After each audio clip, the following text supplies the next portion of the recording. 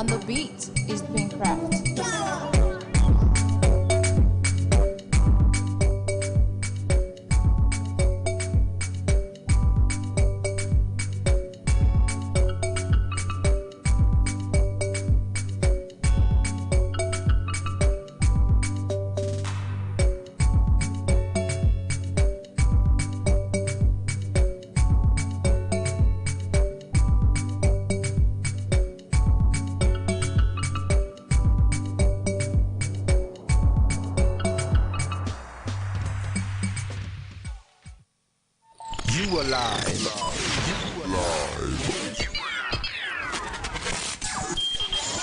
On Ocean Radio. Ocean Radio. Community radio at its best.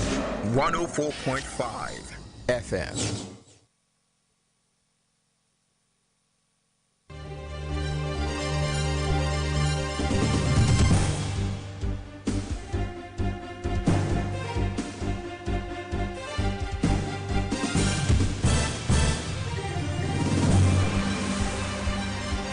Good morning, the news at dawn. First, the headlines. Motion seeking to override Buhari on Section 84, subsection 8 of Electoral Law rejected at plenary. The re-election campaign of Governor Oyetola continues today. And the early arrest warrant of 49 suspects in Kogi. Zimbabwe's health workers and teachers go on strike, reject pay rise. Now, the details. The House of Representatives has rejected a motion seeking to cause the National Assembly to override President Muhammadu Buhari's veto on the amendment made to Section 84, subsection 8 of the Electoral Act 2022.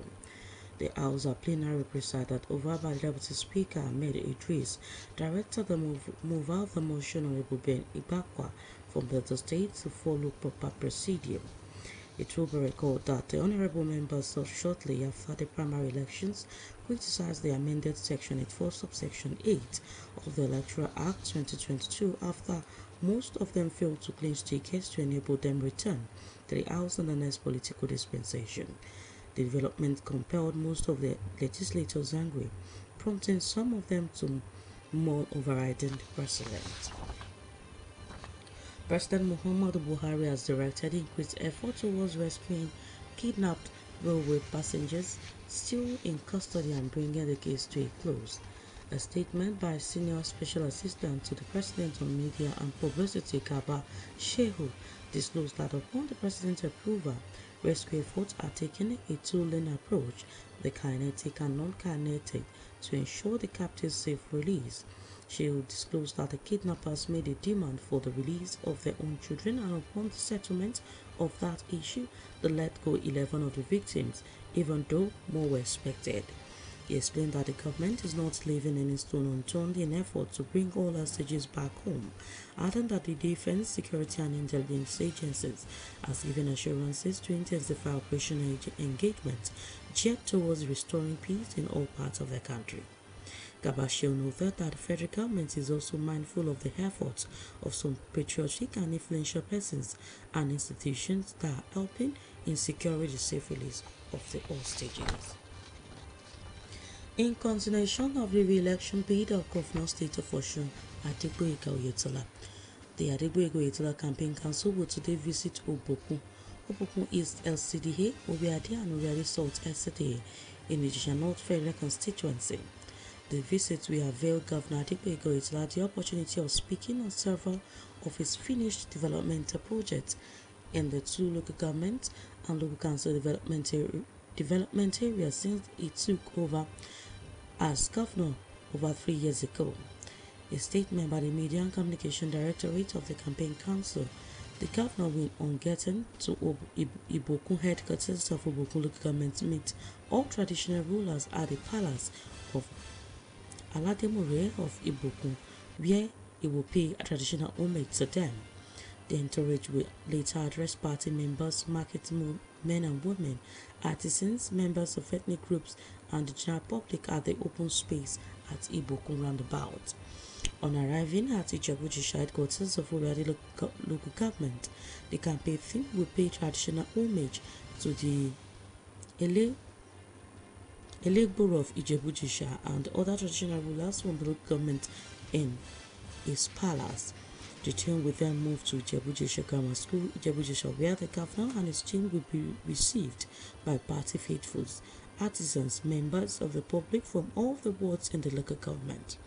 In conclusion, all the people in the two local governments are enjoined to come out en masse and give a rousing welcome to the people's governor as they forge ahead in his quest to take the state to greater heights.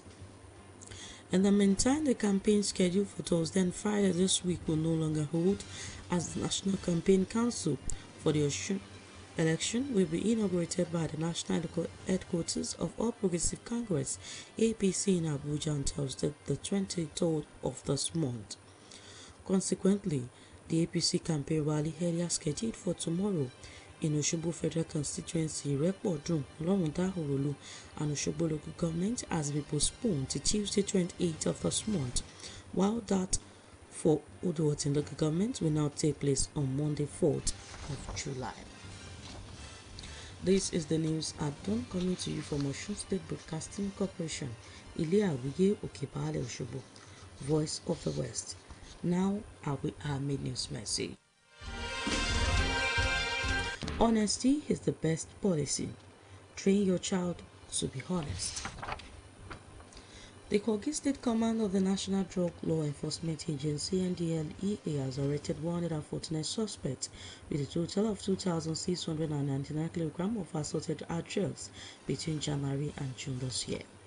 The Kogi State Commander of the NDLEA, Mr. Abubakar Abdullahi Fakai, made the disclosure at a press briefing in Lokoja to mark the beginning of week-long activities in celebration of the 2022 United Nations Day Against Drug Abuse and Trafficking. The commander said that 149 drug suspects made up of both males and females were arrested with the 2,699 kilograms assorted drugs within the period under review, including codeine, tramadol, cannabis sativa, and pentazocine, among others.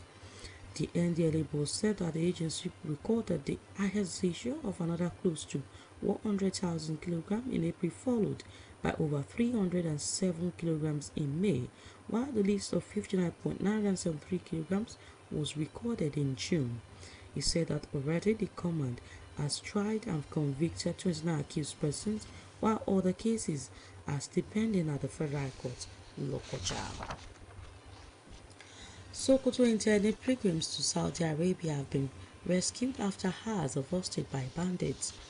According to a statement released by the state government signed by the Special Advisor on Media and Publicity, Muhammad Bello, and made available to newsmen in Sokoto, the intended pilgrims were rescued safely without harm. The intended pilgrims numbering about 21 were on their way to Sokoto from Issa local government area of state for the outbound flight to Saudi Kingdom for the 2022 pilgrimage when bandits strikes and held them hostage for hours. The State Commissioner for Information, Issa Bajini Ganadanshi, stated that all the intended pilgrims and their relatives who were accompanying them to Sokoto Hajj camp and the security men escorting them were momentarily held up hostage by suspected bandits operating on the corridor linking the eastern part of the state. Meanwhile, all the intended pilgrims, however, were said to have arrived safely in Sokoto, the capital city, after the rescue operation by the security operatives. Now to foreign news. Zimbabwe's health workers and teachers have went on strike over poor pay and working conditions as they rejected a 100% salary increase offered by the government at the weekend. Health workers such as nurses, junior doctors, and radiographers staged protests at the country's biggest public hospital, Paranyantwa Group of Hospital, in the capital Harare, as they began their indefinite strike.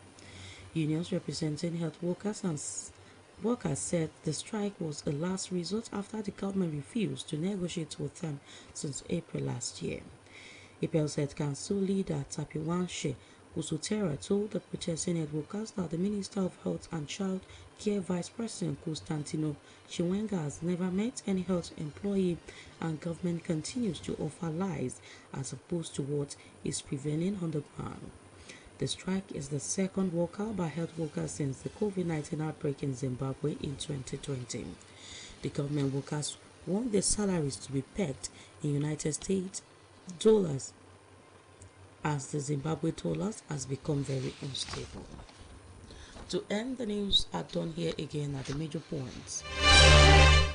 The House of Representatives have rejected a motion seeking to cause the National Assembly to override President Muhammadu Buhari's veto on the amendment made to Section 84, Subsection 8 of the Electoral Act 2022.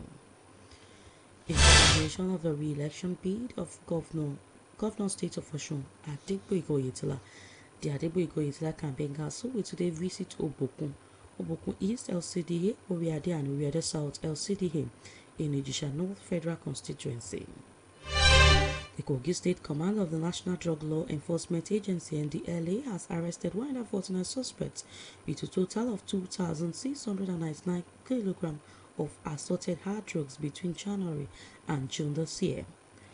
Zimbabwe's health workers and teachers have went on strike over poor pay and working conditions as they rejected a 100% salary increase offered by the government at the weekend.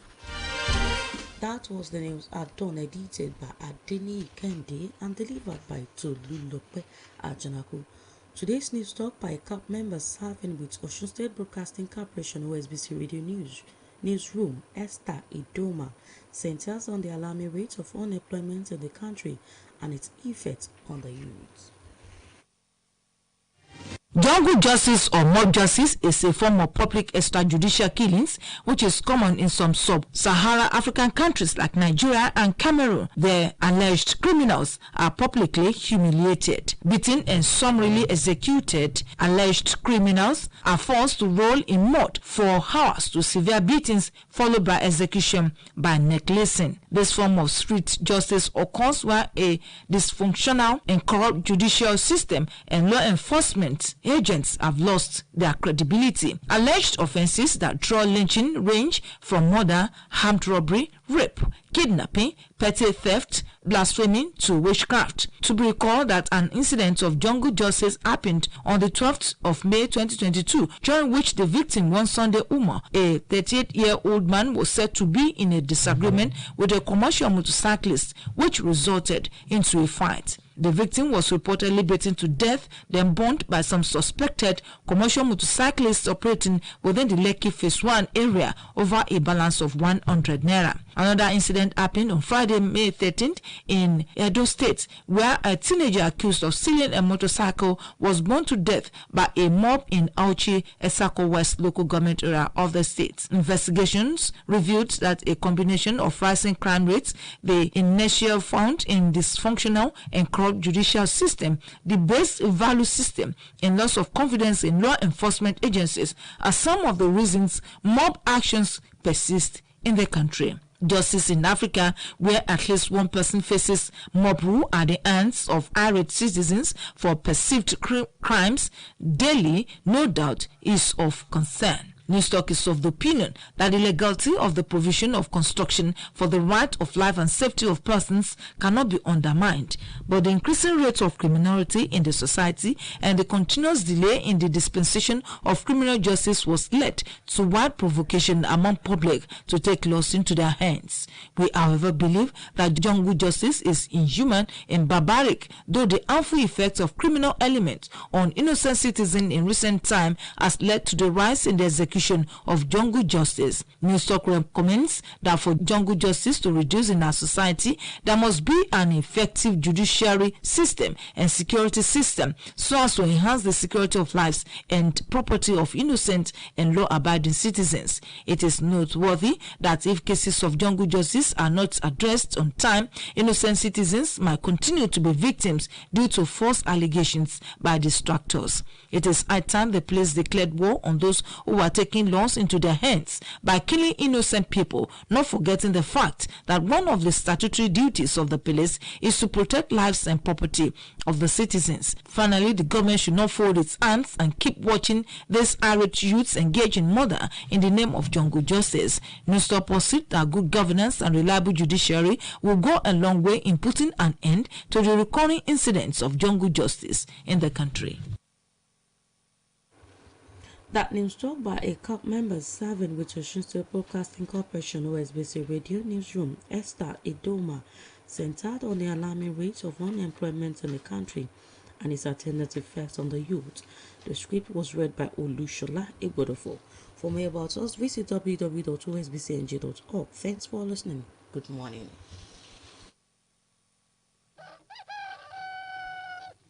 ìròyìn ní kùtù àìrè o lórí rédíò Ọ̀ṣun. ìròyìn ní kùtù àìrè o lórí rédíò Ọ̀ṣun. ìròyìn tó yí kóró ẹ̀kọ́ tó múnádóko la ní kí ẹ wá gbọ́ o lórí rédíò Ọ̀ṣun. ẹ kú ìdájí o ìròyìn ní kùtù àì Mojíbọ́lá Káyọ̀dé Ọ̀kẹ́ lóníròyìn yín.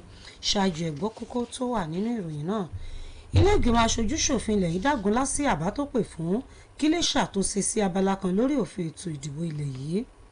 Ètò ìpolongo ìbò fún sáà kejì gómìnà Ìtọ́lá ń tẹ̀síwájú lónìí. Àjọ NDLEA fi páńpẹ́ ọba gbé èèyàn 149. Àwọn òṣìṣẹ́ ètò ìlera àtàwọn olùkọ́ orílẹ̀-èdè Zimbabwe bẹ̀rẹ̀ ìyanṣẹ́lódì. Ìròyìn ọ̀rẹ́ lẹ́kùnrẹ́rẹ́. Ilé ìgbìmọ̀ aṣojú-ṣòfin ilẹ̀ yìí ti kọ̀ láti faramọ́ àbá tó pè fún kílé aṣòfin ilẹ̀ yìí ó lo agbára tó ní láti ṣàtúnṣe sí abala kan nínú òfin ètò ìdìbò ilẹ̀ yìí ọdún 2022 táàrẹ Muhammadu Buhari bá kọ̀ láti ṣe níbi ìjókòó létí igbákejì abẹnuganlé Ahmed Idris wá ṣèdarí ló ti pàṣẹ pé kí aṣòfin tó dábàá náà Honorable Ben Igbaka láti ìpínlẹ̀ Delta fi ti ìlànà àtẹ̀lé ṣe. À ń rántí pé lẹ́yìn ètò ìdìbò abẹ́lé àwọn ẹgbẹ́ òṣèlú làwọn ọmọlébẹnu àtẹ̀lú abala òfin ètò ìdìbò náà lẹ́yìn tọ́pọ̀ wọn fìdí rẹmi níbi ètò ìdìbò abẹ́lé tẹ́gbẹ́ ti yan olùdíje. Ilé aṣòfin àgbà ilẹ̀ yìí ti fọwọ́ sí àbá 4 ọ̀tọ̀ọ̀tọ̀ tó dá lórí àti ṣàgbékalẹ̀ ilé ìwòsàn ìjọba àpapọ̀ sí ìpínlẹ̀ 4 ọ̀tọ̀ọ̀tọ̀ lórílẹ̀‐èdè yìí. Ìròyìn fìdí ẹ̀ múlẹ̀ pé àwọn agbègbè tí ìjọba yóò ti ṣe ìdásílẹ̀ àwọn ilé ìwòsàn ìjọba àpapọ̀ ọ̀hún ní ìlú Òṣogbo tí ṣolú ìlú ìpínlẹ̀ Ọ̀ṣun, Onitsha nípínlẹ̀ Anambra, Gada nípínlẹ̀ Sokoto àti Ìjẹ̀bú Òde nípínlẹ̀ Ògùn. Ilé fọwọ́ sí àwọn àbọ̀ ọ̀hún lẹ́yìn tí ilé ti ṣàgbéyẹ̀wò àwọn àbọ̀ 4 ọ̀tọ̀ọ̀tọ̀ tí ìgbìmọ̀ tẹ̀kótó ilé tó wà fọ́rọ̀ ètò ìlera gbé síwájú ilé. Alága ìgbìmọ̀ tẹ̀kótó ilé fẹ́tò ìlera ọ̀hún sẹ́nẹ́tọ̀ Yàyà olórí ẹgbẹ́ sọ lásìkò tó ń ṣàgbékalẹ̀ àwọn àbọ̀ ìgbìmọ̀ rẹ̀ pé àwọn ilé ìwòsàn ìjọba àpapọ̀ ọ̀hún yóò ní àwọn ohun èlò ìgbàlódé tí yóò fààyè sílẹ̀ fún ìtọ́jú tó bá le tán tó dàbí ẹni pé bóyá apá àwọn ilé ìwòsàn tó ti wà tẹ́lẹ̀ kò ní fẹ́ ká. Oníbàkan náà ni àwọn ilé ìwòsàn ńlọ ọ̀hún yóò jẹ́ ibi tí wọ́n ti máa ṣe ìdánilẹ́kọ̀ọ́ àtìgbàdégbà fún àwọn onímọ̀ nípa ètò ìlera àti ìwádìí ìjìnlẹ̀ lórí ètò ìlera. Bákan náà ni ló fọwọ́ sí àbádòfin tó pè fún ṣíṣe àtúnṣe lórí àgbékalẹ̀ àwọn ọmọ ìgbìmọ̀ tó wà fún àmójútó àwọn ilé ìwòsàn yíká orílẹ̀-èdè yìí tọdún 2004. Ààrẹ Muhammadu Buhari ti ké sí àwọn àjọ aláàbò láti fi kún ìsapá wọn lórí àti rí pé àwọn èrò ọkọ̀ ojú irin tó bọ́ sọ́wọ́ àwọn ajínigbé mórí bọ́ láàyè. Olùrànlọ́wọ́ pàtàkì fún ààrẹ lórí ètò ìròyìn àti ìpolongo Garba Shehu ló sọ bẹ́ẹ̀ nínú àtẹ̀jáde kan tó fi síta. Garba Shehu ní àwọn ajínigbé ọ̀hún ti béèrè fún kí ìjọba dá àwọn ọmọ wọn tó wà láàmú sílẹ̀ káwọn náà lè jọ̀wọ́ 11 lára àwọn èrò ọkọ̀ ojú irin ọ̀hún. Olùrànlọ́wọ́ pàtàkì fún ààrẹ ní gbogbo ipá tó bá wà níkàáwọ́ ìjọba ni yóò sà láti rí pé àwọn èrò ọkọ̀ ojú irin ọ̀hún mórí bọ́, pẹ̀lú àfikún pé àjọ aláàbò àti ikọ̀ tẹlẹ̀múyẹ́ ti fìdí ìdánilójú múlẹ̀ láti rí pé àlàáfíà ìjọba yíká orílẹ̀-èdè yìí. Nítẹ̀síwájú ètò ìpolongo ìbò fún sáà kejì ìjọba gómìnà Adégbóyèga Oyètọ́lá lọ́fíìsì lónìí lọ́pọ̀ ètò ìpolongo náà yóò ṣọ̀kan ìjọba ìbílẹ̀ Òbòkun, ìjọba ìbílẹ̀ ìdàgbàsókè agbègbè ìlà oòrùn Òbòkun, ìjọba ìbílẹ̀ Orí Adé àti ìjọba ìbílẹ̀ ìdàgbàsókè agbègbè Orí Adé lẹ́kùn ìdìbò àpapọ̀ Àríwá Ìjẹ̀ṣà. Ètò náà yóò fún gómìnà Oyètọ́lá láǹfààní àti sọ̀rọ̀ nípa àwọn àkànṣe iṣẹ́ ìdàgbàsókè tí ìjọba rẹ̀ ti ṣe láwọn ìjọba ìbílẹ̀ náà láti ìgbà tó ti dọ́fíìsì.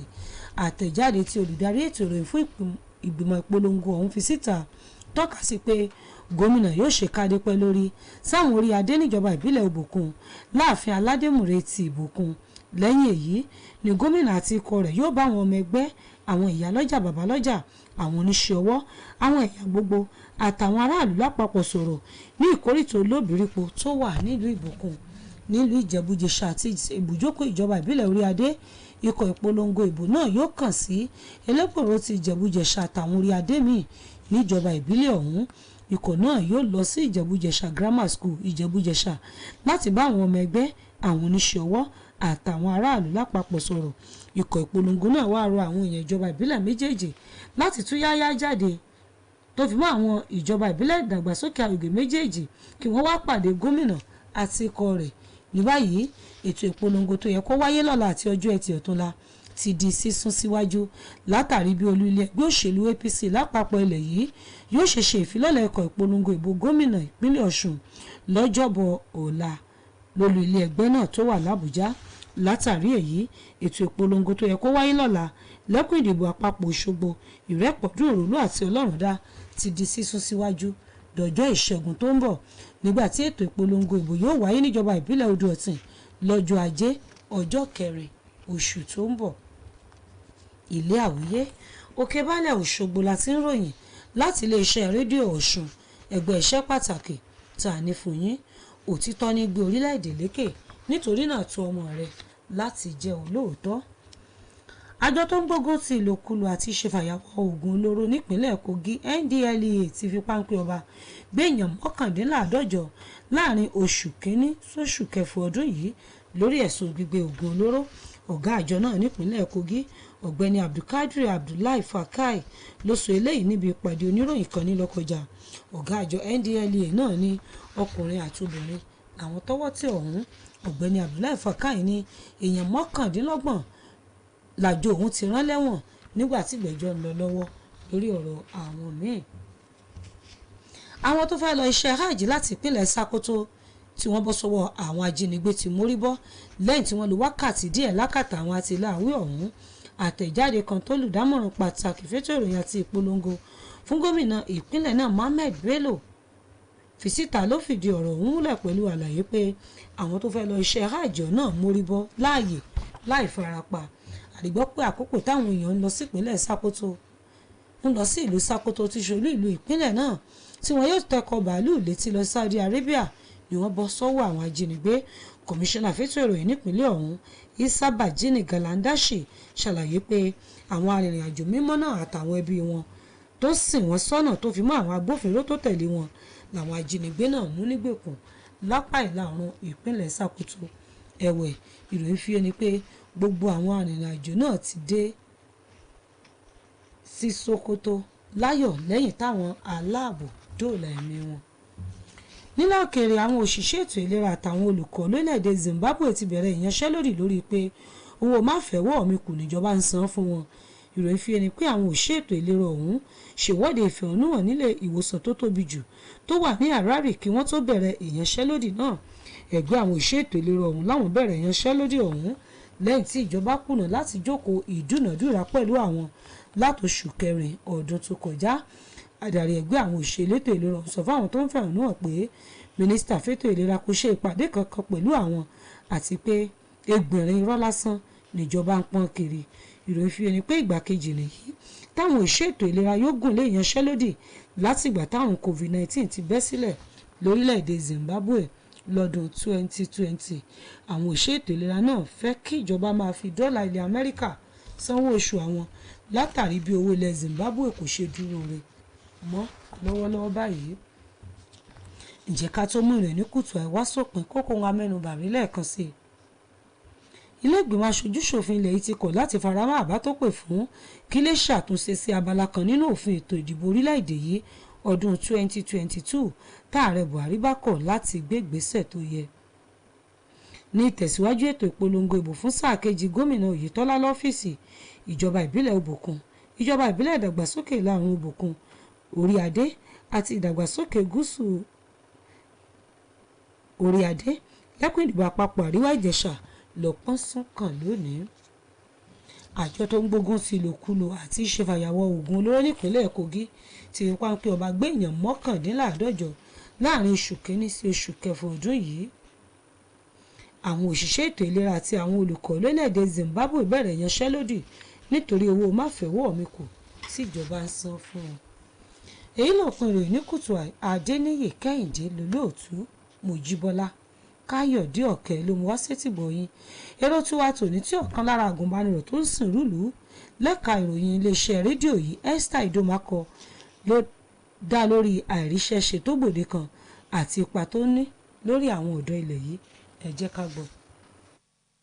ìwà ìpanibíẹnípajàbọ̀gùn ló wọ́pọ̀ láwọn orílẹ̀-èdè kan lẹ́kùn Áfíríkà bíi orílẹ̀-èdè Nàìjíríà àti Cameroon, níbi tí wọ́n ti máa ń fìyà jẹ ẹlòmíì tẹ́mi yóò fi bọ́ lẹ́nu rẹ̀ tí wọ́n yóò sì ní kẹlòmíì máa yí nínú ẹrọ̀fẹ́ pẹ̀lú ìyà tó dógbin. ìpànìyàn nípakúpa lọ́nà àìtọ́ ọ̀hún ló máa ń wáyé láwùjọ tètò ìdájọ́ rẹ̀ bá kù díẹ̀ káàtó àti bí táwọn ẹ̀ṣọ́ aláàbò wọn bá ti kùnà lórí ojúṣe wọn. àwọn ẹ̀sùn bíi ìpànìyàn, ìdígunjalè, ìfipábánilòpọ̀ lọ́nà ẹ̀tọ́, ìjínigbé, àfọwọ́rá, àtẹ̀sùn jíjẹ ọmọ ẹgbẹ́ ẹlẹ́yẹ ni wọ́n fi máa ń kan àwọn èèyàn. àwọn rántí pé ìṣẹ̀lẹ̀ ìpànìyàn nípakúpa kan wáyé lọ́jọ́ 12 oṣù karùn-ún ọdún tá a wà yìí, níbi tí wọ́n ti na ọkùnrin kan ẹni ọdún 38 Sunday Imo títí tẹ́mi fi bọ́ lẹ́nu rẹ̀ nígbà tí èdè àìyedè kan bẹ́ sílẹ̀ láàrin òun àti ọlọ́kadà kan lórí 100 náírà péré lágbègbè Lekki phase 1 nílùú Èkó. bẹ́ẹ̀ lómi tún ṣẹlẹ̀ lọ́jọ́ 13 oṣù karùn-ún níbi tí wọ́n ti fẹ̀sùn kan mọ̀jẹ̀sí kan pé ó jí ọ̀kadà kan nípínlẹ̀ Edo tí wọ́n sì dáná sun lórí ẹ̀sùn tó ṣeé ṣe kó má mọ́wọ́ mẹsẹ̀ lórí rẹ̀. bẹ́sùn ìwà ọ̀daràn ṣe ń légbá kan jọ̀rin lọ láwùjọ ilẹ̀ yìí ló mú káwọn èèyàn má nígbàgbọ́ mọ́ nínú àwọn ẹ̀ṣọ́ aláàbò eléyìí tó wà lára ìdí tí wàhálà bí ọ̀hún fi ń wáyé. ìdájọ́ òdodo nílẹ̀ Áfíríkà níbi tí ó kéré tán èèyàn kan ti ń kojú ìwà ìpànìyàn nípakúpa látọwọ́ àwọn ọ̀dọ́ tínú ń bí. tọ́rọ̀ náà sì ti ń kọni lóminú báyìí. èrò tiwa ni pé sísòfin tí yóò dáàbò bo ẹ̀tọ́ àwọn èèyàn níyàn rẹ̀ kò ṣeé kó kéré rárá.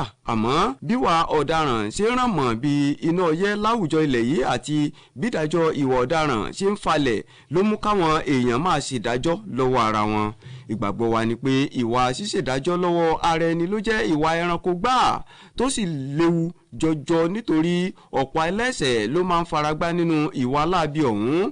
èrò tiwa ni pé kópin tó dé bá ìwà ṣíṣèdájọ́ lọ́wọ́ ara ẹni, ẹ̀ka ètò ìdájọ́ àtẹ̀sọ́ aláàbò gbọ́dọ̀ dúró rè. bẹ́ẹ̀ kíjọba jáwé sóbì ètò ààbò fẹ́mi àti dúkìá àwọn aráàlú. kò sí àní-àní pé tá ò bá tètè wójútùú sí ìwà ṣíṣèdájọ́ lọ́wọ́ ara ẹni, àwọn aláìṣẹ̀ ni yóò sì máa tẹ̀síwájú láti faragbá látọwọ́ àwọn ẹni bí.